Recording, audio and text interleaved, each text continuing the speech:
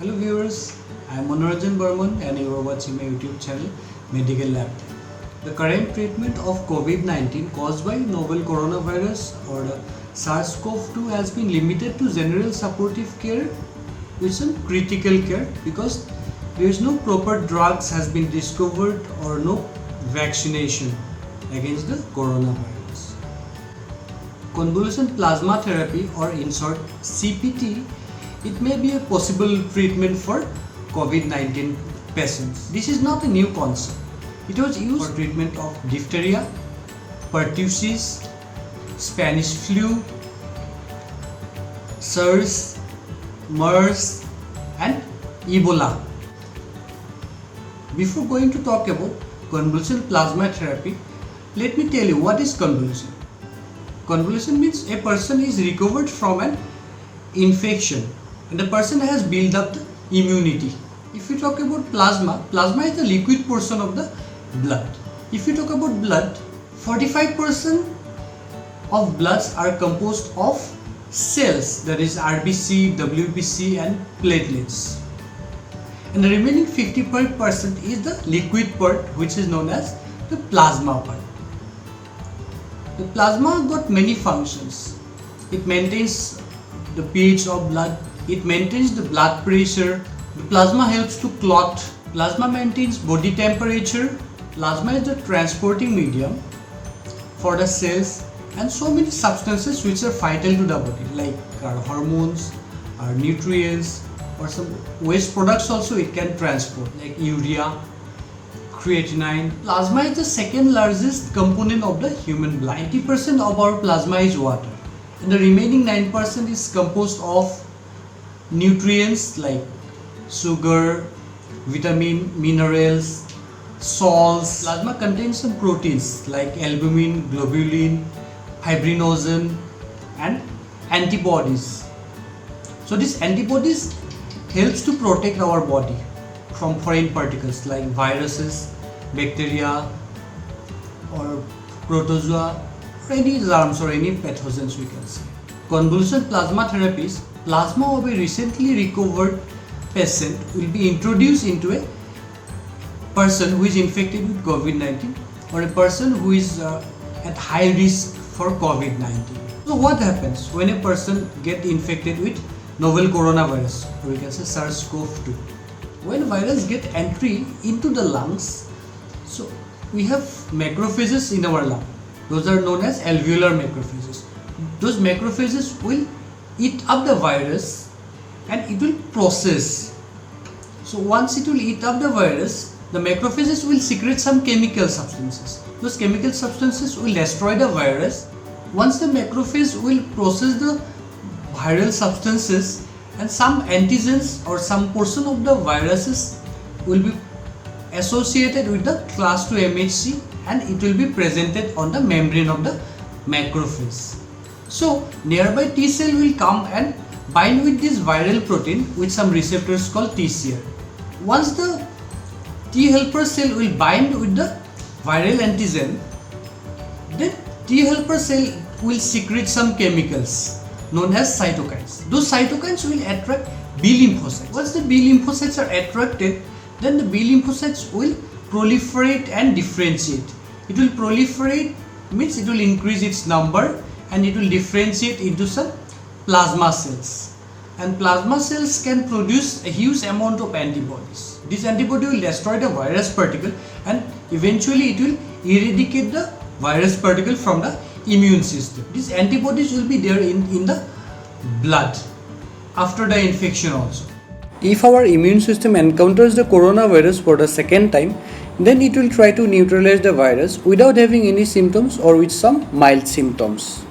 Mainly two types of antibodies are produced, that is IgM antibody and IgG antibody. IgM antibody will be initially produced and it will be switched to IgG antibody later. So whenever a person is recovered from an infection, then we will find IgG antibody in the person's blood. IgM antibody is the first antibody to appear when we will get exposure to some antigen. IgG antibody can produce during the recovery phase or after recovery. So IgG antibody is the only antibody which can pass through the placenta and give protection to the fetus, or you can say it can provide passive immunity to the fetus. But production of antibody takes time. It takes around 1 to 2 weeks. So if we can collect blood from the recovered person and separate the plasma and introduce the plasma into a coronavirus infected person or a person with high risk, can boost their immunity because antibodies are there in the plasma. So those antibody will fight against the coronavirus in the patient's body or patient's blood. So this means we are providing some ready-made immunity, or you can say we are providing some passive immunity to the patient. But for doing this, we need volunteers to donate plasma. So if a person want to donate plasma also, but simply we cannot transfer that plasma into the infected person or a person with high risk, because there are certain tests we need to perform. Without performing any test or without screening the plasma, if you will transfuse or transfer the plasma into a coronavirus infected patient, that might give some harsh reaction to the patient. How we will select a plasma donor? We need to screen for some blood-borne disease like HIV, hepatitis B, hepatitis C, syphilis, malaria, etc. And donor's blood group and the patient's blood group should match. Otherwise, there might be some harsh reaction. Plasma of A blood group and individual can transfuse to only A blood group patient or a O blood group patient.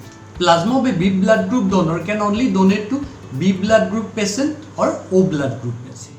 Plasma of O blood group individual can only donate to O blood group patient. Plasma of AB person can donate to A patient, A blood group patient, B blood group patient, O blood group patient, and AB blood group patient.